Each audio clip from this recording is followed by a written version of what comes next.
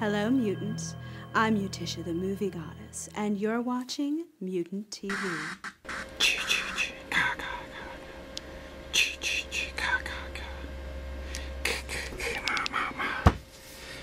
Welcome back. Happy Friday the 13th, Mutantville players. This is Strebo from Mutantville.com, back with you again.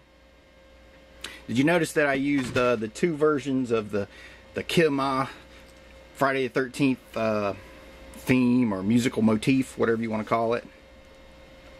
Because when I was growing up, probably the first Friday the 13th I ever saw all the way through was part 6, and by that time it had kind of mutated into ch-ch-ch-ka-ka-ka. Whereas in the first couple movies it was ma-ma-ma. But all you hardcore Friday the 13th fans already know that, so I'm not telling you anything new. I thought I'd come in and give you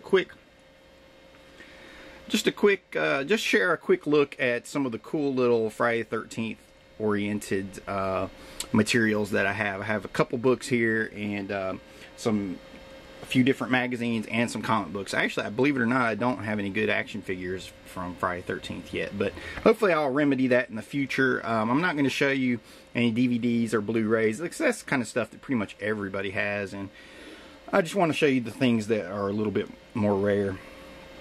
Here we see the Return of the Crystal Lake Memories book that opened our last video. This is kind of the holy grail of Friday the 13th fans at present. I know there's a second edition coming out. It might even already be out. I haven't looked for it because I already have this edition, but it's an updated version that covers the Friday the 13th remake from 2009, where this one covers everything all the way up to Freddy versus Jason. Good stuff. Lots of great photos inside. Let's see if I can just flip through and give you a little bit of an idea. Fantastic interviews. It's kind of the definitive Friday the 13th source book. There's Freddy the Reckless. What's up? Very cool book. Now I'm going to move on and show you a few different magazines with Friday the 13th featured in them. Up first we have Bloody Best of Fangoria. You can see right there on the cover. There's a still from Friday the 13th Part 2. And of course there's an article inside featuring Friday the 13th. So, one of the first. There's another one. I'm going to show you some that are only marginally related because they're not all cover items. Like right here, you got a little ad for Jason's Back. Friday the 13th Part 7. Right across the top. New Blood is the title, working title. For the longest time, that was my favorite installment of the Friday the 13th series. I just thought it had the best zombie Jason, or a slug dick Jason, as the Dead Pit fellows would say. Great effects, had the formula down right. There was something great going on every 6 minutes, whether it was kills or TNA or just teenage insanity. Good stuff. Here's one. Freddy and Jason issue. Incredible Friday the 13th Part 8 coverage. That was the first Friday the 13th I got to see in the theater, Part 8. And I thought it was horrible. Even as a kid, I really, really hated it. And I've had a hard time watching it ever since then. Jason Goes to Hell. I'm showing you all the little cover blurbs first. We'll work our way up to the bigger ones. Jason Goes to Hell. A much maligned, I won't say underrated installment of the series because I don't think it's a great gem, but I do like it. I didn't care for it at first, but it does its own little thing, and it's a fun installment. Here we go. Horror video. Friday the 13th Part 8.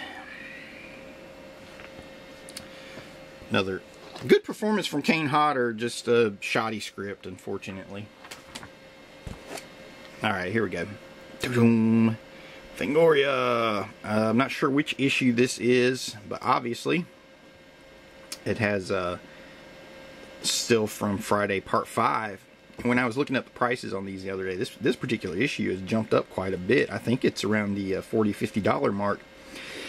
Believe it or not, I had 2 other copies of this that we've already given away in MVP giveaways.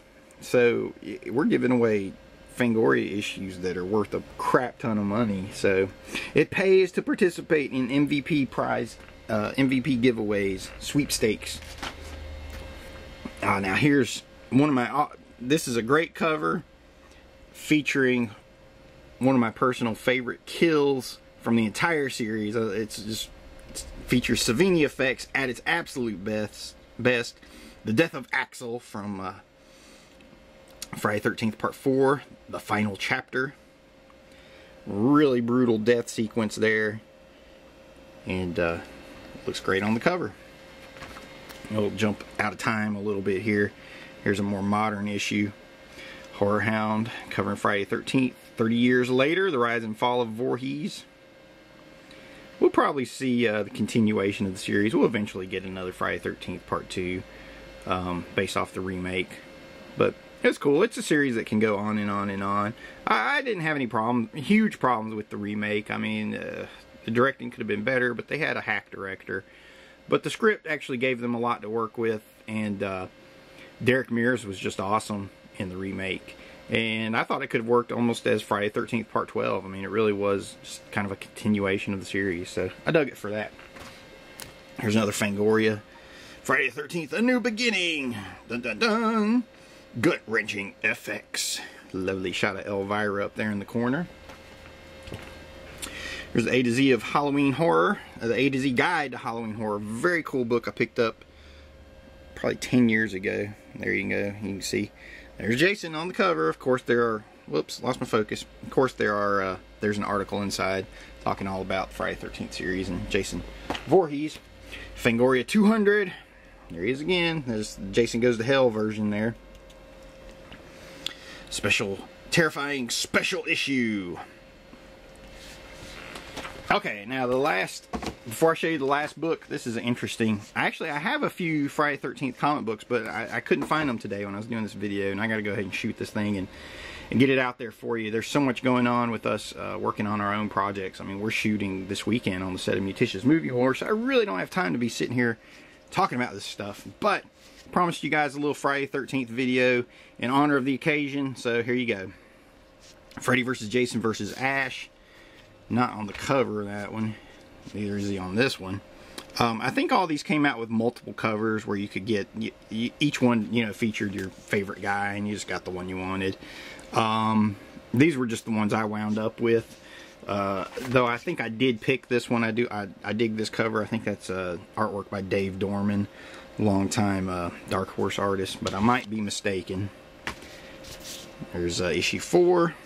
And the grand finale. Finally, Jason makes the cover back there. You can see one of the eye holes from his mask. Freddy vs. Jason vs. Ash, number 6. Very cool little series. Good artwork all the way through. Cool story. And I'm enough of a fanboy to say I would love to see this actually made. And last but not least, if you don't have Crystal Lake Memories, get this one. Making Friday the 13th, The Legend of Camp Blood. Very cool, filled with a lot of great photos, a lot of great reference material. So if you can't afford the big one, go with this one as an alternative. Has a lot of great info in it as well. Not quite the definitive edition that the Crystal Lake Memories is, but it's packed with enough info and cool pictures, photos, color, black and white, to make it well worth the price. Well worth the price. So, there you go, guys. Thanks for joining me for this quick little look at some of my Friday the 13th oriented materials, magazines, books. Hope you guys all enjoy your Friday the 13th. Have yourselves a good little marathon, whether it's watching one of the classic movies or maybe even the Joe Bob Briggs Halloween special where he played a marathon of 6 Friday the 13th movies, which we actually discussed on one of our other videos. So cool stuff. Happy Friday the 13th. Thanks for joining me. This is Strebo. Find us at mutantbill.com. You're watching Mutant TV.